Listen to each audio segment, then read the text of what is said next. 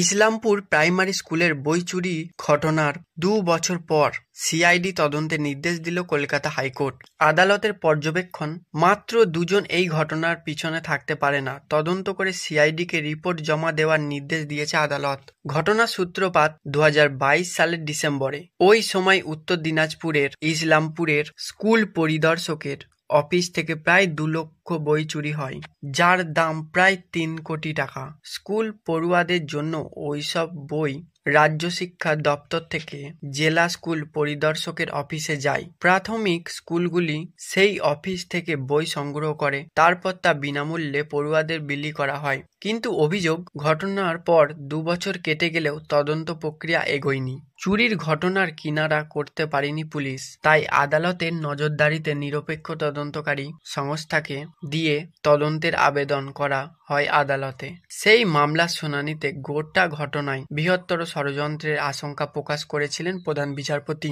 গত মাসে উত্তর দিনাজপুর জেলার প্রাথমিক স্কুল শিক্ষা সংসদকে রিপোর্ট দিতেও বলা হয়েছিল আদালতের তরফে। বৃহস্পতিবার সেই মামলায় সিআইডি তদন্তের নির্দেশ দিল আদালত। এদিন ফের আদালত বলছে, মাত্র দুজন এই চুরি করতে পারে না। এই ঘটনায় ধৃত দুজনকে আগেই গ্রেপ্তার করা হয়েছিল, বর্তমানে তারা জামিনে মুক্ত।